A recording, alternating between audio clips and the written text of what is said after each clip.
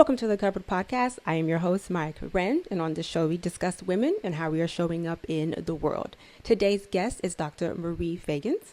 Dr. Feagins is running for mayor of Shelby County in Tennessee. Dr. Feagins has worked in media and corporate spaces. She has mentored young people, taught in classrooms, and she was a principal. Dr. Feagins' work has earned her national recognition as Success Magazine Woman of Influence, the Legacy Trailblazer Award, and Memphis Business Journal Power 100. Dr. Feagins is a trailblazer, visionary, and addresses problems head-on. Please welcome Dr. Feagins. Hi, dear. Hello. Thank you so much for having this conversation. I wanted to talk to you about literacy. So really quickly, can you just give us a very simple definition of what literacy is? Yeah, literacy, first, thank you for having me. But literacy in its quickest, shortest, most, readily understood definition is the ability to read, write, and comprehend. Okay. Now, I have seen this, how I found you, but I have seen you talk about literacy before. I've seen you on other podcasts. And in a couple of them, you have stated that literacy or illiteracy is a public health crisis. So first, what is a public health crisis? Public health crisis, we think of illnesses, but it's anything that's widespread. And so when I say that if we started to think of and more importantly, treat illiteracy, the inability or the low ability or the low percentage of adults, but certainly people in general who are unable to read, write, and comprehend at any grade level, but certainly the grade levels where the statistics show, the most above a sixth grade level or above an eighth grade level, which is where the general challenges lie. Then if we started to treat illiteracy the way that we treated, COVID, the flu, any breakout that has, affected the masses, that we could really bring about the necessary change and improvement that is necessary for our children and our adults who fall into this particular category. Okay, wonderful. Now, when you were talking about your definition of literacy, you also said the word comprehend. In your opinion, is literacy and comprehension the same thing? No, so, we have many people who can read. They're avid readers. We have folks who can write, even whether they write well or not, but they are capable of writing. Comprehension is the ability to put it all together. I understand what I'm reading in a way that I can articulate it and share it with other people. I can make sense of what you are sharing here today. I can draw inferences and use context clues. I can really sharpen my conversation and the conversation that I'm involved in with others by my ability to comprehend, meaning just truly understand at the core, at the root, at the foundation of what is being discussed and be able to contribute something positive to it or something substantive that will move a conversation forward. And so we have individuals who can read and write, but the ability to comprehend certainly adds another labor or layered challenge to an already, not just hot topic, but a significant concern that more people should be paying attention to. Okay. So what I'm hearing you say is that it's basically to be able to understand and have a conversation about a passage or maybe a book that you have read. Yeah, so we get lost in language. If you think about or pay attention to the types of conversations that people have, you can look at conflict resolution or a lack thereof, the inability to really resolve. We all show up from different spaces. We have a different lens. We have a different perspective in how we view life. We're having a different experience, and so that in itself impacts who we are and how we show up. You add the inability or the ability to understand yourself, one, contributes to how you understand other people. The two of us engaging in this conversation today will go really well if the two of us understand, not just agree, but if we understand each other. And certainly we can draw inferences from what's being said or dig into the unsaids, right? Like what's not being said. All of that plays a role in, just fundamentals of reading, writing, but like we're talking about here specifically, the ability ability to understand and comprehend. And so when we miss and the level of tension that we're seeing across the country, right? Yes. In different bodies and certainly in government, but across many arenas, it is folks' ability to understand, and in some regards, the commitment to not wanting to understand, right? And so that's a category of its own as well. But I'll stick to what you're asking here, and that's just foundationally, what does comprehension really mean, and how does it show up? Before we get started, I want to read some statistics. These are from the National Literacy Institute, and I'm pretty sure that you have heard some of these. So the very first one, it says approximately 40% of students across the nation cannot read at a basic level. And I think you did say that earlier. The next one says 60% of the behavioral problems occur during reading assignments, group or independently. The next one says almost 70% of low income or fourth grade students cannot read at a basic level. And then it says 85% of juvenile offenders have problems reading. And then the last one, and this is a new development, it says colleges are having to offer remedial classes, reading classes, and the students for reading, and they are not getting credit for them. I'm pretty sure you are aware of these statistics. Do you think most people are aware that it's this bad? I think that many people are aware that this is a challenge. It's a Okay. problem. It's an opportunity that we need to pay attention to. I think many people in the individual spaces that you just mentioned have an understanding of how it impacts that particular space. I Okay. do not think there are enough people who understand the overall impact of illiteracy and how it's showing up and impacting all of us, right? And so, what you've just done here through statistics, through research, through data, is share that this is all interrelated. This is not a silo or an island. You've just stated here that literacy, right, impacts workforce. It impacts those who go to college. It Yes. impacts the cost of paying for college when you think about remedial courses.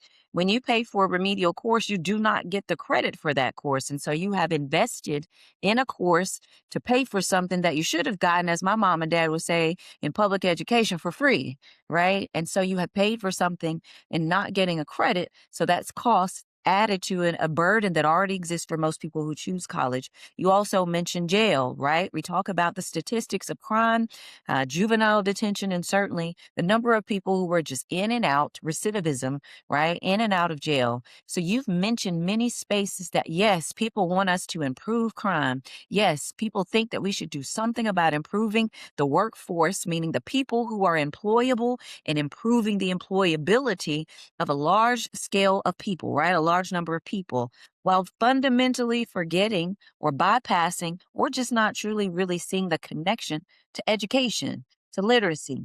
Illiteracy cost us about $2.2 trillion if you look at some of the studies, right? That means that, folks, it impacts healthcare because healthcare literacy is a thing as well, meaning the ability to read, medications and prescriptions, chronic, debilitating disorders and illnesses that take on and take lives, right, can be associated with literacy or illiteracy. When we think about, just the ability to move around, so mobility, social mobility, and economic mobility, the impact is here. So I have said, and I will, stand on the mountaintop and say, if we fix education, we fix everything that is attached to it. That's workforce, that's transportation, that's healthcare, that's workforce development and meaningful employment, that's housing. If you can get a good job, then you can get a stable house and an affordable home as well, and you can keep it and you can learn how to maintain it. And so if we fix education, I'm telling you it's the fix, not just because I say so, but because you just read the statistics off, right? We just have to have more conversations that are shared and make the connection education to everything else that everybody else wants to improve. Just $1 investment in early childhood education, right? That's early childhood, that's pre-K, that's Head Start when you think about federal programs. Just $1 investing on the front end saves us about 5 to 7, and in some cases, $13 on the back end. And so that's the juvenile detention that you just mentioned. That's jail and crime rates that we can talk about, until we are just numb.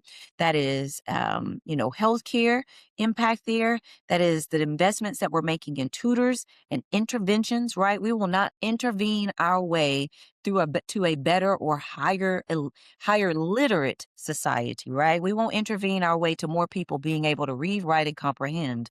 It is an investment on the front end, saves us on the back end in dropout rates. And so we increase graduation rates. I mean, if we fix education, we can fix everything. Okay, beautifully said. And you mentioned Head Start. That was perfect segue into my next question. Yeah. Your upbringing. I have heard you say before that you are a lover of words. I have also say that I've also heard you say that you are a Head Start kid. So Yeah. what is Head Start, and is that what got you into your love of reading and words? Sure, sure. So I am a proud Head Start kid, right? In addition to my mom and dad just keeping books around me, I had a whiz kid back in the day that I absolutely adored. Head Start became the connection between, learning in a physical environment where other people were around me. And so, at home, I could read all the things, do all the flashcards, play get on my whiz kid. But once I was, immersed in this public environment, right? It just became a different world. I was able to see other people have a love for learning or not, right? I was able to watch my teacher, just really instill in us what this foundation could do for us, in the long term, but certainly in the immediacy. And so I just fell in love with learning at a very early age. From there, I learned curiosity, right, and just ask a lot of questions. And so I am still that little girl that asks a lot of questions, as a leader. And so Head Start is a federal program. It's for low income, households. And so I think that the accessibility and availability to it, working towards it being available more for more 3 and 4 year olds to have that access is what I'm vying for, right? Because I am the product. I am. My parents were the benefactor, but I'm the outcome of what can be.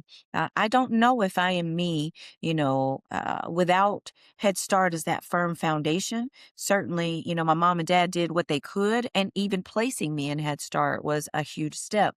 But I'm not sure that without that public environment, right, that everyday commitment and seeing it in real time, I'm not sure that I am, Dr. Marie Feagins for sure. But I'm not sure that I'm that little girl that becomes this woman who's still evolving, but has this affinity for words. I think that it allows me to own any room, to command environments, right? People pay attention to people who at least think they know what they're talking about, right? There's a level of confidence that comes along with having a good grasp of the King's English, if you heard it said that way. I love Merriam-Webster. Those are my best friends, right? I still will open it, Google it, if you will, to see what the meaning of a word is, to ensure that I have true understanding, not that I think I understand it. And so I am just a lover of learning, but an avid reader and someone who is a champion for more people of all ages, right? Return to school to get your GED or your diploma, like get started and get connected. It is something that is fearful. I've watched students, you mentioned earlier about kids who you know, essentially they get off task, right? They Yes. start to demonstrate some behaviors that say, "Hey, I'm not here, right? I'm here physically, but I am somewhere else." Behavior is a form of communication. They're sharing something with you, a disconnect between what is being taught or how it's landing, or they're merely sharing with you that this is something that I am not understanding. I do not understand what you were sharing. I've been doing this long enough that I can see a child or an individual who struggles, with learning or with reading, should I say, and are afraid. The environments that we have created beyond schools and classrooms are so intimidating, right? They make you feel guilty for what you don't know instead of encouraging you and inspiring you to start where you are and then make a commitment to a goal of becoming the best version of you because it's still within you. There's just a few years that you've gotten off track, but the track is still there for folks to get on. And so, proud Head Start kid, and certainly an advocate for every family to have access to it. I would say, even regardless of your income, who am I to say that, you make a little bit more than that threshold, right? that you shouldn't have accessibility, or it shouldn't be made available to you to have, because I'm simply championing what I know that those outcomes can become. And the more we strengthen folks at an early age, the greater the outcomes are. We don't have to spend a lifetime, trying to fix people, and come up with resources that we will never have enough of, not just financially, but we won't ever have enough people to fix, and get into the gaps that exist, or how many children we've let fall by the wayside by the age of 5. And that's another perfect segue. So you loved reading, and you were an avid reader so much, and you love words, that you were a teacher and you were also a professor. When it came to being a teacher, at that point in time, were you battling technology? Oh my gosh. I remember telling my friends when I first got into education, because I'm a career changer, alternative certified educator, meaning I did not go to school in terms of my undergrad Okay. at the University of Alabama for education. I majored in business administration. But there is a part, at some point in my education, where you will see that I changed my major to education, but they told me it would take an extra year. And I was like, yeah, I don't have time for that.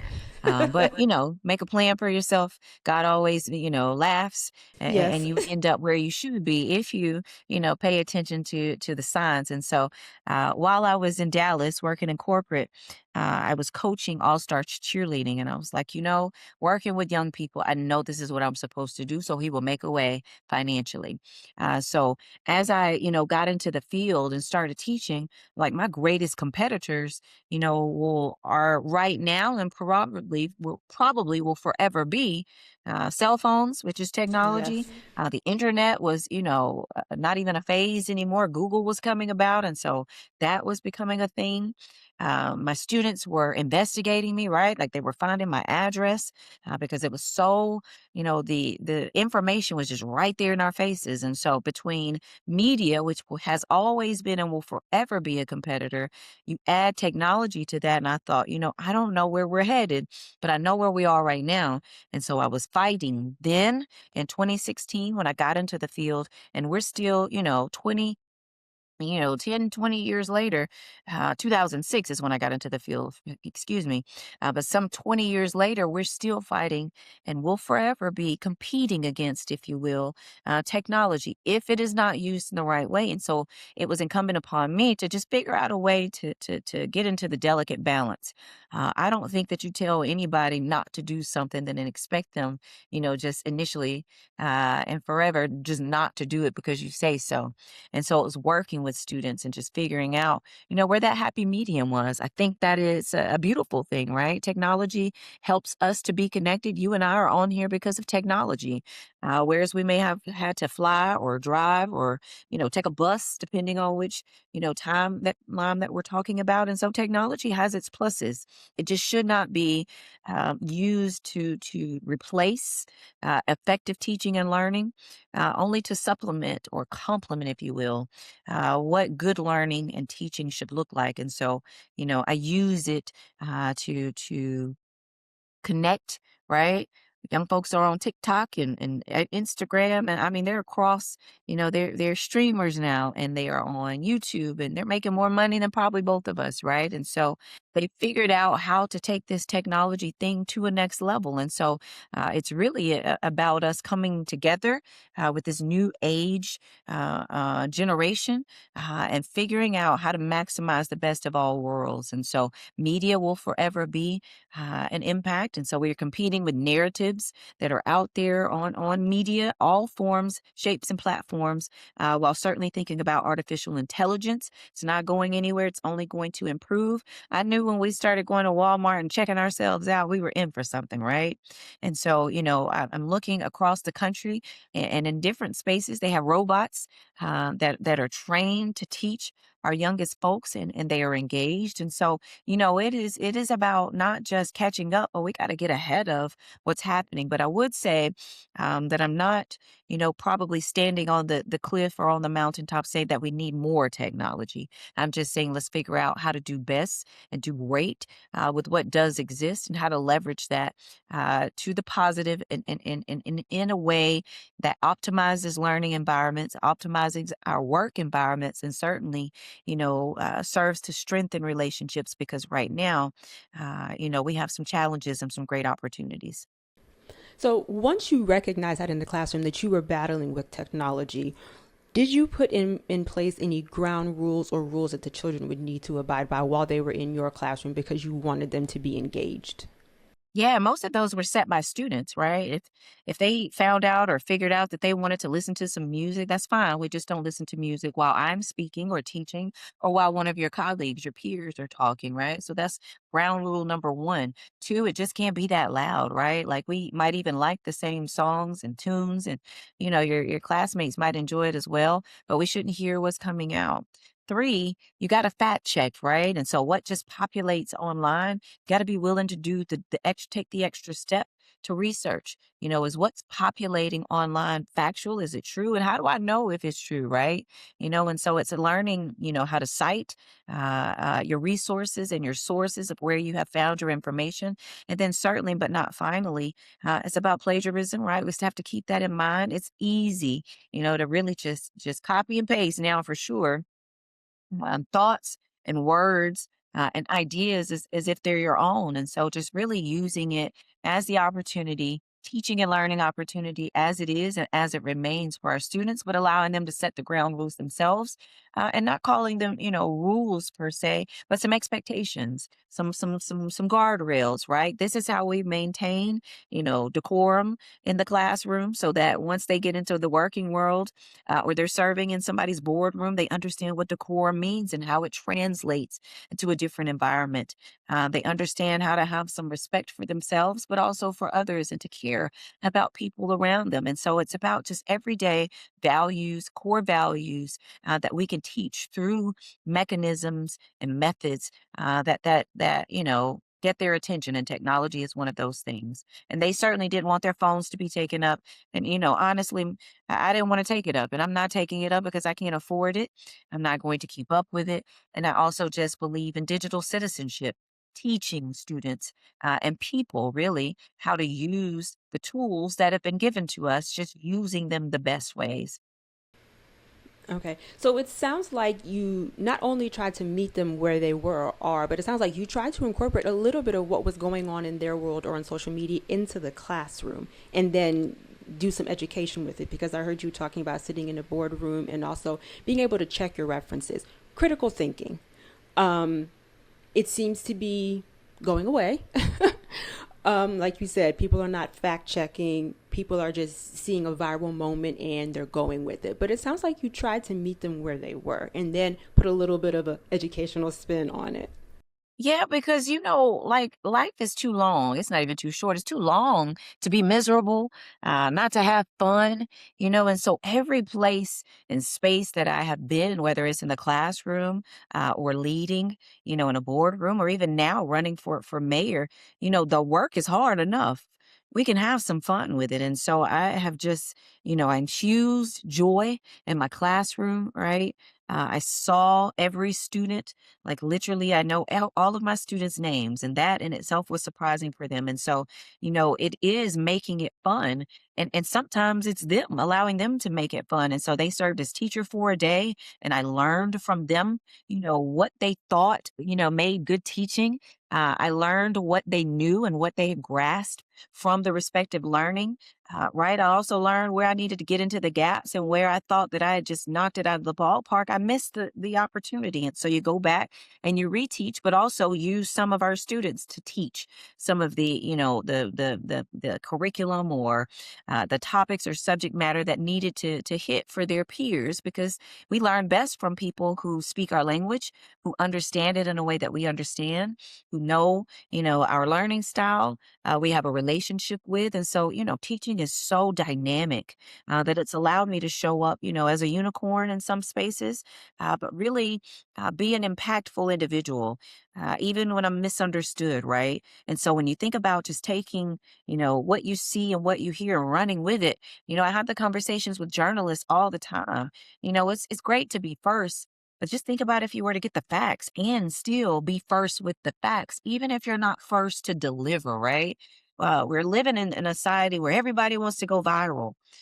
But I would prefer to be influential about the right things and sharing the right information. So if that just takes me a little longer, if I have to make one more phone call to an expert in the field on the matter, if I have to just sit and pause and pray, whatever it is it takes for me to get to the right information, then I'm willing to do that. And we don't have enough folks who are willing to do that. And so if you say something, then that's it. It is gold. And so I try to challenge and encourage folks who have visibility. Doesn't mean that you have a lot of followers. You have visibility, meaning you have some impact on what people think and how they shape and form their opinions. So just don't misuse that, don't abuse that, but certainly leverage that. Take a little moment. And tell your people that you don't have all the facts, and be okay with saying, I don't know what I don't know right now. Taking an opportunity to do some more, research, some background checks, because what I'm hearing right now, I just want to make sure people will respect that.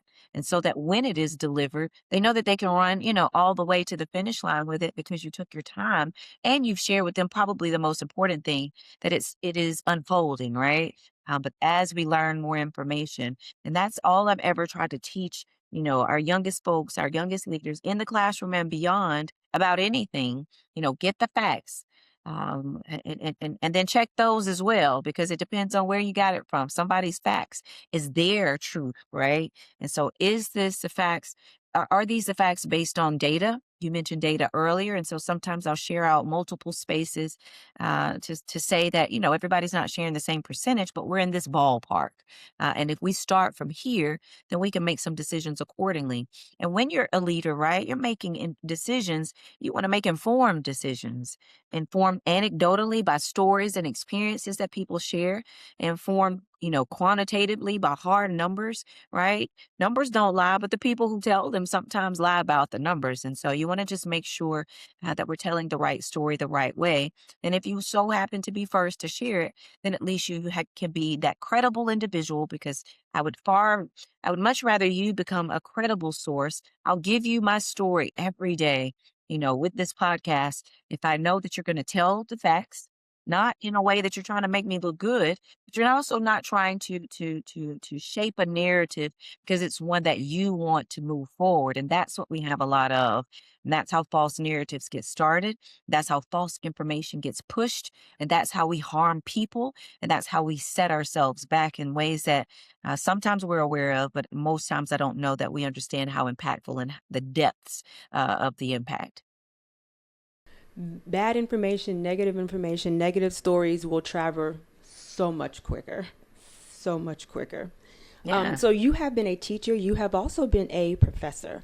I have heard you talk about before how children can fall through the cracks.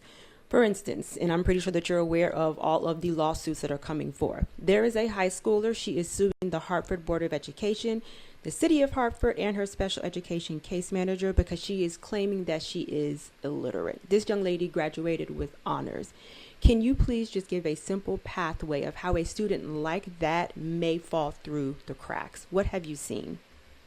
Yeah, it starts with that conversation we had earlier about early childhood education. The brain is forming in our earliest ages and stages. Yes, we can learn anything that we want, and we're willing to put our minds and hearts to at any age. But the most malleable, meaning the brain is most, impactful and sensitive and ready to receive, if you will, in our youngest ages. And so, your personality was shaped around about 6. Your folks and people who know you now will say you were just like that. I can remember when you went to first grade or, kindergarten or whatever it was, because that's who you were then and it's who you are now, right? And so if we think about where our youngest leaders fall mostly through the cracks, because you can fall off at any time, we miss them before they go to kindergarten. That's that early childhood investment, right? So that's that birth to kindergarten area. We miss them again when we get around third to sixth grade. You don't wake up in third grade unable to read. That's just when they start to say, for the most part, because we're the country that really pays attention to all of these tests, and proficiency by third grade is what you traditionally hear it. But no one wakes up in third grade and you suddenly can't read and write or comprehend. And so we miss the opportunity then to get into the gaps and undo, right? Many of the years that we've missed. But once you get, 1 to 2 and certainly 3 to 4 grade levels behind, it feels impossible for the individual. And then it is incredibly expensive, and it starts to feel impossible to the adults who are responsible for it. That's your teachers, that's your interventionists, that's your tutors, that's your principals, assistant principals, social workers who are dealing with the associated, thoughts when we think about mental health. You start to lose hope, right? Hope, lack of hope, if you will, turns into or can turn into anxiety, can turn into depression. And so when I said that all of this is connected, that's exactly what I mean. So someone like this young student who says, no, I am illiterate, and you are the cause of it. I don't know how this particular case will work out, but I do know that in the state of Michigan, Detroit for sure, there's a literacy case. And ultimately it was settled for some $90+ million, if I'm not mistaken. Don't hold me, responsible for those numbers. I'm a little rusty. This is for one student No, this or was a group group? of students who got together and said, hey, that because of our educational experience, we are not prepared for this world. And so in the Constitution, it says this. And we believe that because of our experience here, or lack thereof, right, that we are falling short as young adults or adults because of the system. And so read about it a little bit, the literacy lawsuit for Detroit public schools, and you will see that once folks start to think about it, doesn't mean that everybody's guaranteed to win. I'm just Right. sharing that people are paying attention to literacy and illiteracy and what they believe they should receive as a result of their educational journey from K-12 or pre-K through 12 and whatever their school district or school is. And so, as an advocate for yourself, you start to show up and say, um, sure, there's a part that I'm supposed to play. And maybe she went to school every day or most days. And she's saying that I played my part. My parents played their part. And even so, this curriculum, or I don't know what the, details of the case are, but whatever she's saying as the reason, we look forward to following that case because there are a lot of those cases maybe hadn't bubbled up to get national attention, but there are far more cases that exist like that. And there will be far more if we don't get this education system together nationally, right? If we don't pay attention and fix schools, the environments themselves, in terms of dilapidated and old aged buildings that aren't innovative and keeping up or advancing the times, if we don't get our books together and make sure that they are the most advanced and effective pieces of literacy that we're placing before our students, then we're going to struggle. If we don't get it together and figure out how to make the system or the field of education attractive again and respectful again so that more people take the pathway and choose the pathway to becoming a teacher, we're in trouble. Some 300,000 plus folks left the field of education during the pandemic alone. They're not coming back. And they chose to go and do anything and sometimes nothing, meaning I'll just go collect unemployment before I choose to continue to show up in these particular, conditions, right? Be disrespected, have rules changing on me every day, policies that are not, made by folks who are impacted in the classrooms. I don't know if there are enough people who are listening to teachers or folks who are really on the front line in these classrooms, making the magic happen for a little to nothing, and being given just a few resources and expected to make a lot with little. Teachers are the most resourceful individuals in this world. They I've have done a to lot be. with little, but that should not become the expectation and the norm. If we invest in education, the way that we invest in sports, the way that we invest in culture, meaning music and concerts, the way that we invest really in healthcare, although we should do even more there, the way that we invest and say that we need to invest in crime and public safety. If we make this investment in education, we will see the turn. The challenge is it's not always immediate. And so people don't do things where we live in a microwave society, right? But this is a crock pot issue. it's going to take a little bit of time to see, some of these results. And I'm really a microwave person as well. Have a little bit of patience because I think that we're running out of time. I think that the sense of urgency that we need to have about the matters that matter most, not enough people have that, right? And so we're spending our time spinning our wheels about nonsensical things, right? Who's in that office as president does matter, but who's in these local offices matters most. But who's in the fields of the neighborhoods and experiences, having these experiences every day, they matter most. And so the residents and your neighbors and our friends who are having the experiences when they go to schools that are falling short, when they show up in healthcare systems that are falling short, when every time that somebody goes to jail, and they don't come out better, and they return, the recidivism rate is high. These are systems that are falling short, and we keep trying to fix people and not fix systems. Okay. I heard you mention teachers, and I don't want to leave them out because you were one as well. But whenever I'm on YouTube and there's this viral moment when it comes to teachers, I hear their main pain point is not even the pay. We are all aware of the pay when it comes to teachers, but mainly what I hear is the respect and the support. What do you hear when you're talking to teachers? Is it the same thing? Absolutely. I think that certainly no one, especially a teacher, will turn away more money, right? Right. Compensation is still a thing. When I entered, Memphis Shelby County schools, teachers were making, some of them were making what I made when I started in the field in 2006 with a master's. I just think that's unconscionable, right? But they're still here because you do it for the love and for the impact of what you see a child, becoming as they evolve and they grow. And so, as I think about what teachers are saying, still saying to this day in this moment, in addition to compensation, is benefits, right? It is healthcare, it is vision, it is dental, it is thinking about what mental health means to individuals and how that can show up. But it is in the classroom, it's the supports that are not being received but could be received more of. It is the support from administration. It is stability or a lack thereof. There's a lot of uncertainty and too much uncertainty in a field that is required. Everybody needs a quality and a firm foundation in education to become whoever it is that they desire in life, right?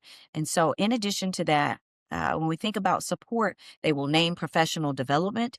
So I may not, you don't have to send me to Harvard or, outside of the city for me to receive professional development, but I do need to be taught. Classrooms today don't look like the classrooms when I, expanded my classroom. I'm still a teacher first, foremost, and forever, but I expanded my classroom in terms of being a classroom teacher in 2012. I became a professional school counselor, but even then I saw more. And when I entered administration, I saw more then and still now, so it hasn't changed. And that it would be what teachers will share with you. Like they've been in the field for 10 years or 15 years.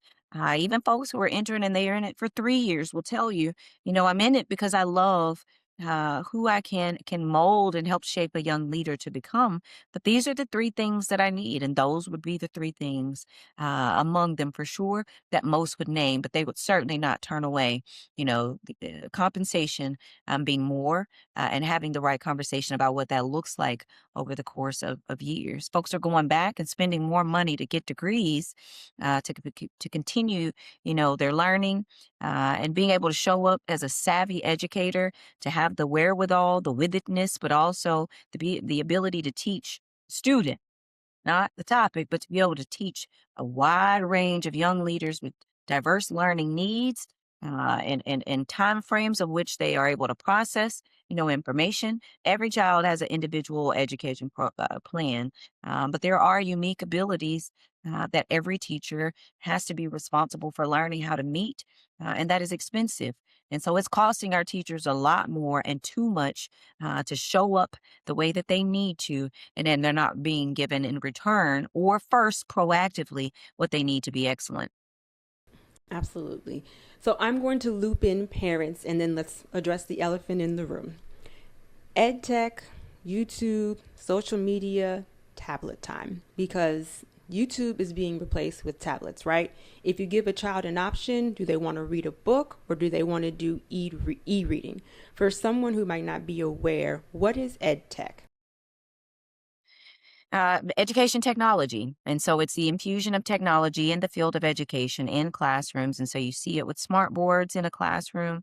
You see it with students or teachers being able to touch the board itself and move along through, a particular unit. You see it with clickers, being able to use a tool and press if you're wanting to respond. You certainly see it with computers, just, desktops, tablets. You see it with iPods, iPads. You see it, with um, just the scribe where you can take notes, right? They're not even writing anymore with like pens and pencils. They're writing with, technology. And so when we think about it, the glasses, right, where you can record, you can wear, but you can record The wearing Meta, those or glasses. I think Yeah, so. yeah. So technology is showing up all sorts of ways. Certainly, the cell phone is always going to remain, and so, but education technology is that specific technology that shows up in the classroom, and so there's a delicate balance here. If Yes. you look at the research, it would say that, you know, the over dependence, if you will, on technology is having an adverse effect on outcomes for students. There's nothing that can replace opening a physical book, right? And reading it, following it with your finger, right? Each line, you starting a line, and then I call on the next student, they pick up on there's nothing that can replace that. There's nothing that can replace picking up a pencil, and I'm going to say pencil specifically. You can use a pen, but a pencil specifically to put your thoughts onto paper, right? It is really writing that strengthens and firms up reading and literacy skills, right? And so you can see letters phonetically and understand sounds and phonics and things of that nature. But until you can write it, right? And really process it, that's where comprehension comes in. And so when we think about education technology, again, it's that delicate balance with everything else, that it does not replace the teacher, cannot replace a book, absolutely should not replace writing for at least 5 to 10 minutes in every class every day. That was my mantra for how we would improve literacy here.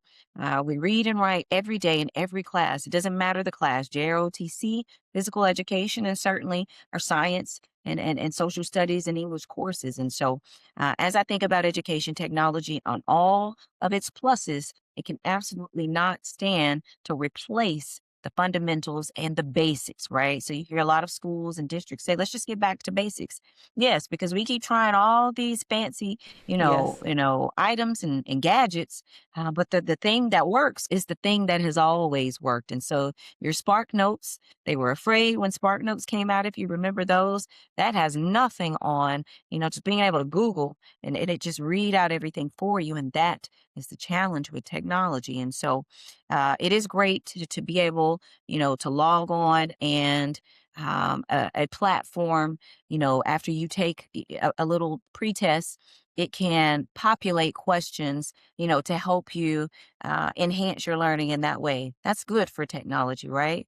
And strengthening, your knowledge, but it just can't replace and substitute what we know works best. And that's a warm body who knows the topic, but certainly knows how to reach young leaders. And then that is just the basics in terms of books and writing and paper and pencils.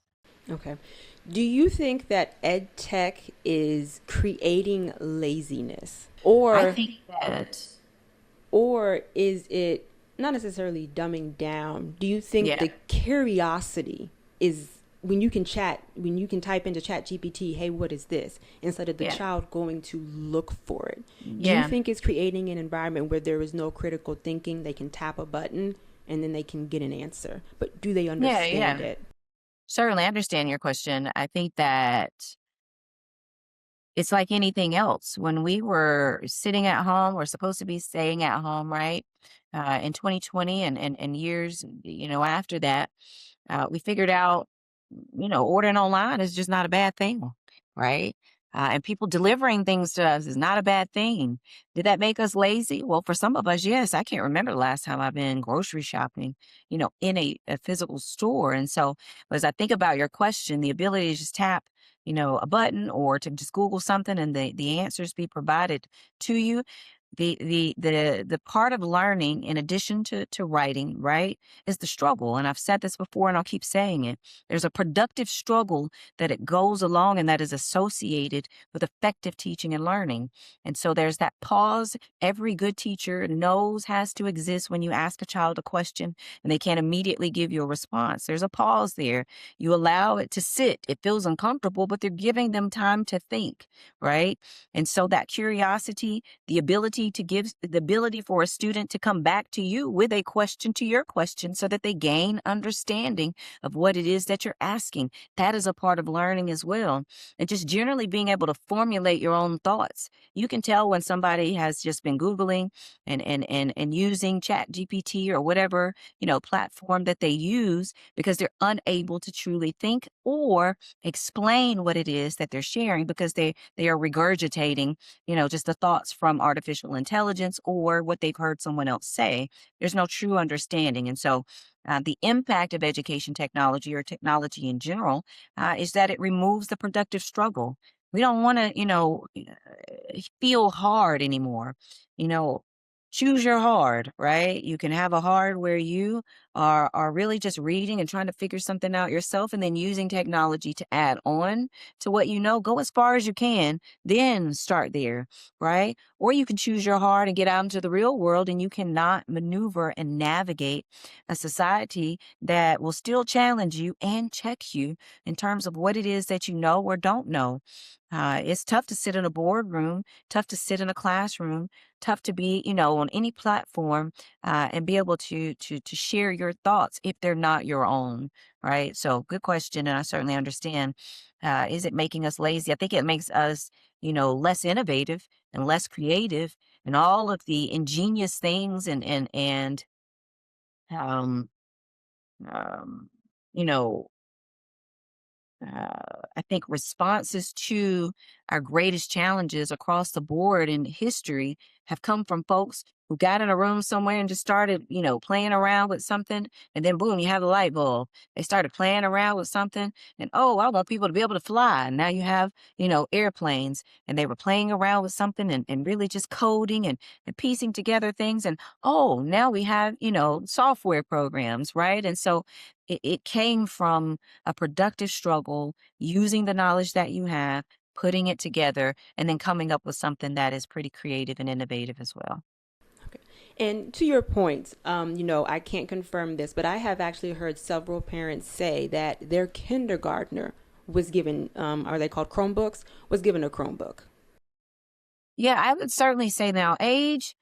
There's a certain age that, providing tech tools to young kids is, I would say, and as this is just my, professional opinion, I would say there is an age that's too young. What that age might be probably differs for each family. So it's good to just be informed about the impact. Second, I would say, and not in any particular order, but to that, I would say that the duration that a child is exposed to technology matters as well, right?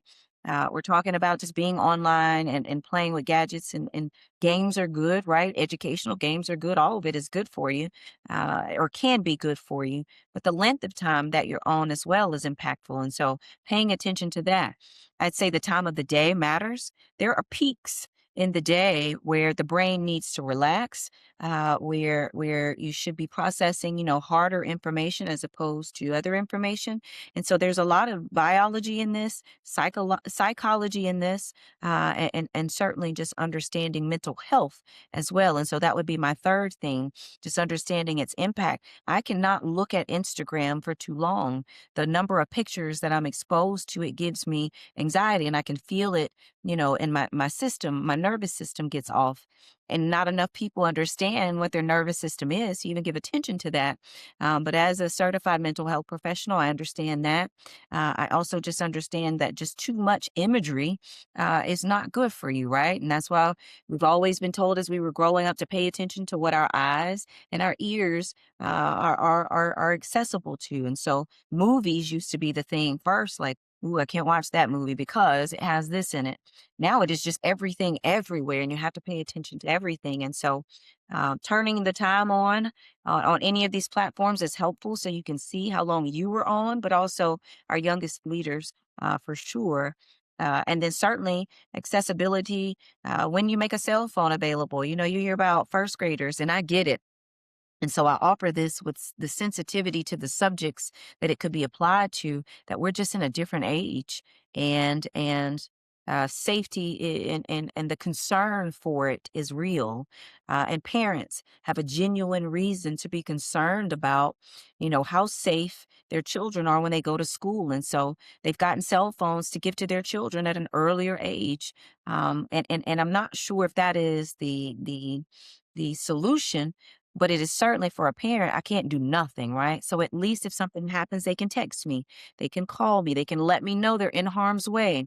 I can do what I need to do. And so I offer a delicate balance, and then certainly want to be cognizant of in my responses here to the sensitive issues that are across the board, where one of these things may not solve in one area, but they could be the answer in another area. And that's the unfortunate reality that we're in right now. Yes, absolutely. Um, my husband and I are taking care of one of our granddaughters, and we have significantly pulled back on screen Yeah. time, which is going to bring me to my second or my two more things that I want to address. The first one is reading, print reading.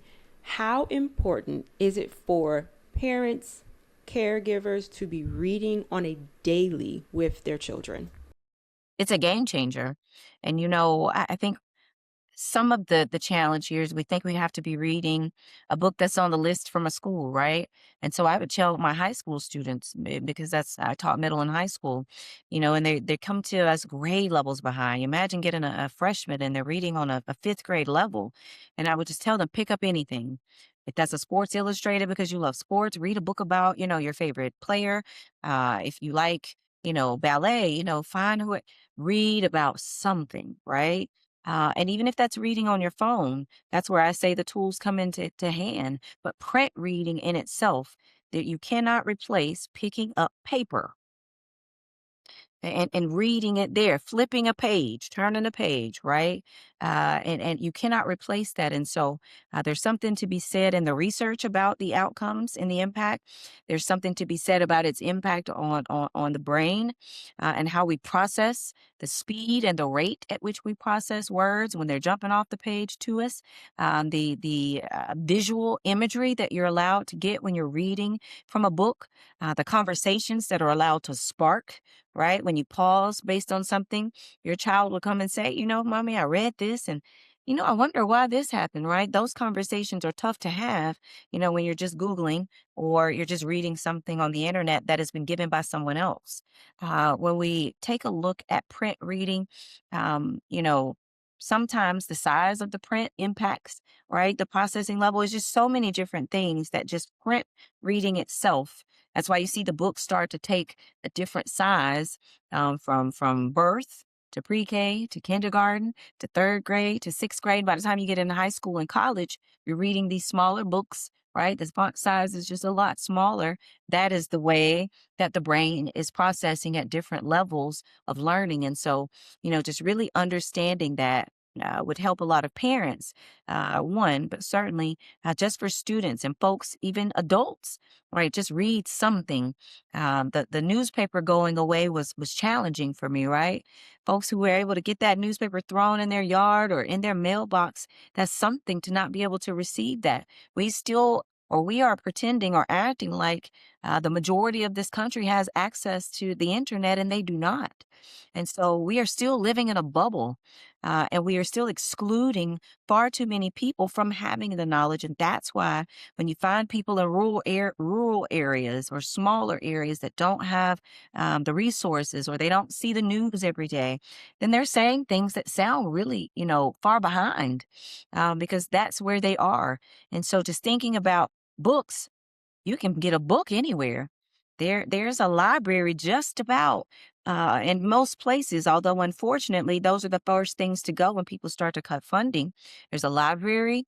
There is a community center that has books that are given by, general citizens in the community who want to see people reading, but believe in reading. And so, print reading, good question. And I wish we could just elevate that as a topic that is given more attention to. I 100% agree. Like I said before, we're taking care of our granddaughter and we have pulled back on tablet time. She loves to read. My mother Yeah. and I took her, we had to go on a day trip to Atlanta Yeah. and it was in the middle of the week. We still had her read in the car. Whenever we are reading at home, if she doesn't know a word, she will stop. I will ask her. And then Yeah. at the end of a story or at the end of a chapter, I will ask her what's going on to see if she Yeah. was paying attention, right? At the Yeah. end of the day, she's still a 9-year-old. But Yes. reading in our household, I would probably say Monday through Friday is non-negotiable. Now, Yeah. Saturday and Sunday, because it's the weekend, Yeah. we might be at the playground. We're not Yeah. just sitting down and we're not just, she's not just Yeah. on her tablet chronically. So we have Yeah. pulled all the way back. But I just Good. wanted to make sure because even my mother, she's an avid reader. I'm getting back into reading. My husband is Yeah. getting back into reading. Because I have seen studies where it does say that print reading is bar none. Yes, you can, scroll and you can listen to it, but actually, like you Yeah. said, opening that book and reading the pages and having that creativity, you can't, it's nothing like it. The last Absolutely. thing that I want to touch on, I'm going to try to be PC. I'm going to try to be nice. Um, I Uh-oh. have noticed that in our community, minority, black people, black community, however you want to refer to it, there seems to be a decline in how much we value education. I will give you an example or a couple of examples. The first one is a little boy. I think he's around 8. His name is Little RT. He's a rapper. He's online. I believe he's cussing, fanning money, and doing things like that. But the last video that I saw of him, he could not read or count. The next example is what we hear all the time. The football player who might be illiterate or who is failing all of his classes, he will be lauded. He will be put on a pedestal because he won the championship. But the little nerd over here who might one day cure cancer is going to be made fun of and he's going to be bullied. Since you have been in the education system, have you noticed a decline in our community when it comes to the value of education? Yeah, in general in the community, but certainly even as that's compared to, we talk a lot about how other cultures and countries, are producing, at a high rate, Yes. the number of well-to-do, if we can just call it that, right? Individuals and it is all rooted in their value of education. I've studied multiple systems beyond the United States system, and the common theme is the people value education. Not just a school, a building, or technology, but the fact of being an informed individual, right?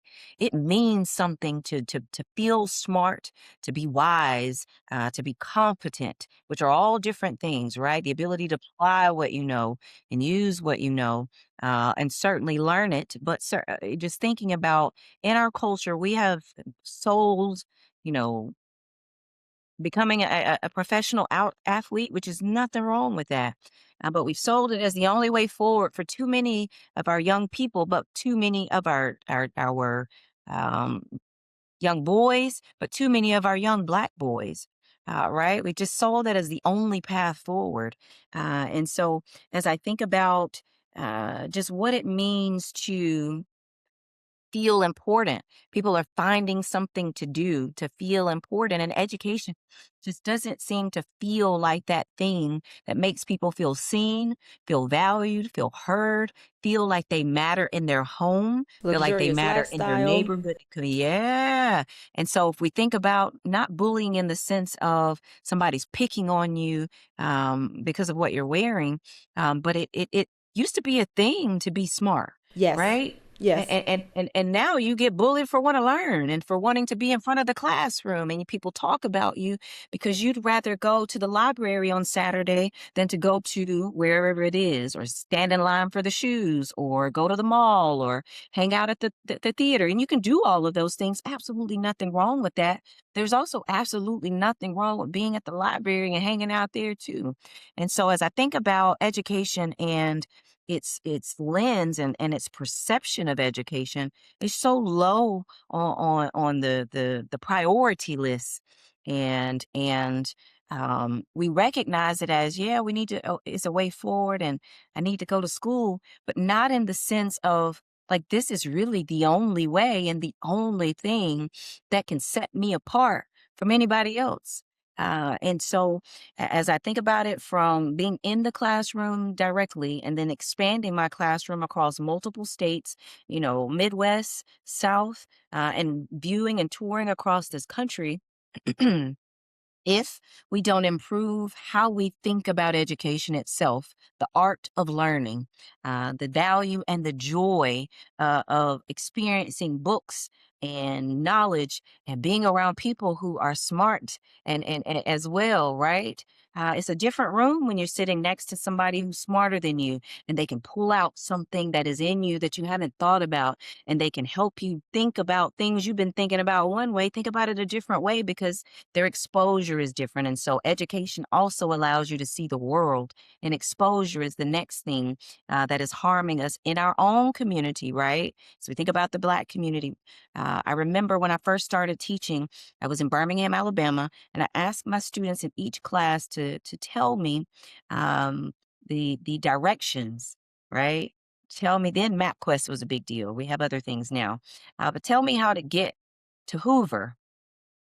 And that's all that I said. Tell me how to get to Hoover. And I got Hoover, New Jersey. I got Hoover, I think it was New Jersey, but I got Hoover everywhere except Hoover, Alabama, which was just down the street. It's a suburb, if you will, in the outskirts of Birmingham. And so I knew then that, we had a lot of opportunity to get into, geography, right? But to get into what exists beyond the bubble that we're in and outside of our homes. And so to go see something else is also education, because it sharpens the lens that we think from and that we see the world through. But the value, as I think about, you know, the opportunities that I've been given, they are solely connected to my education. Any room that I've been able to be in, this opportunity that I have now, for people to even think about trusting me with the weight and the responsibility of an entire county that would impact, nearly 1 million people. It is my education. It is my ability to relate to people, but that comes from my education and being sitting in different rooms with people who don't look, think, or speak like me, right? I attended schools with majority, non melanated people. And where I was the only in the room sometimes, the only on the cheerleading squad. I remember that at some point.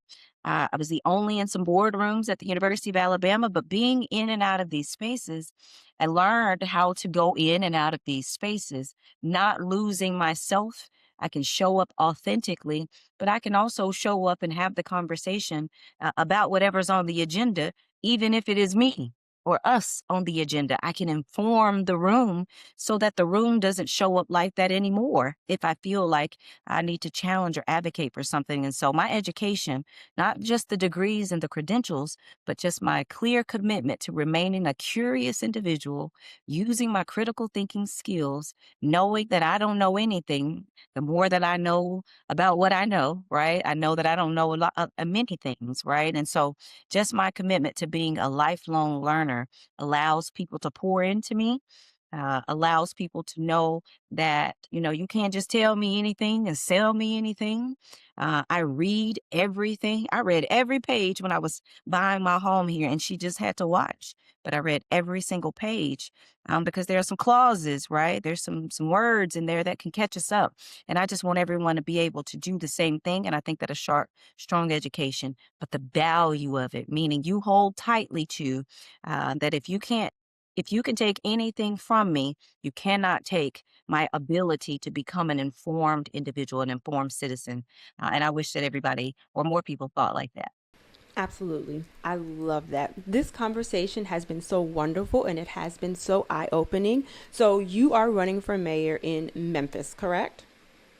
Shelby County, yes, Shelby which County. is where Memphis is, yes. Okay. So, can you please let people know just whatever you want them to know about your campaign, where they can find you, and where they can support you? Yeah, we've had a lot of conversation here, mostly about education. And so, I am an educator, a proud educator. And it is because I've seen so many different arenas, so many different systems, and how they impact everyday people as an educator that I've answered the call to run for Shelby County Mayor, right? For everyday people. I've been here long enough to see how firsthand how systems impact us, right? And I put forth the vision on my website, mariefagins.com, about what I think we can do together. I am running because wherever I've led and learned, everybody wants the same things: good schools and a sharp and strong education system so that you can get a good, meaningful job, which would lead you to the type of money that can get you some fun on a weekday or a weekend, right? And you can show up and be able to do that and have that in safe spaces, safe places and spaces, and then return to a home that you can afford and that is sustainable in its affordability. And so those are the foundational basics for everybody. I said it earlier on. I think that education is the fix. If we fix education, that's across the country, but certainly in Shelby County, where the literacy rate, is something that is not to be excited about.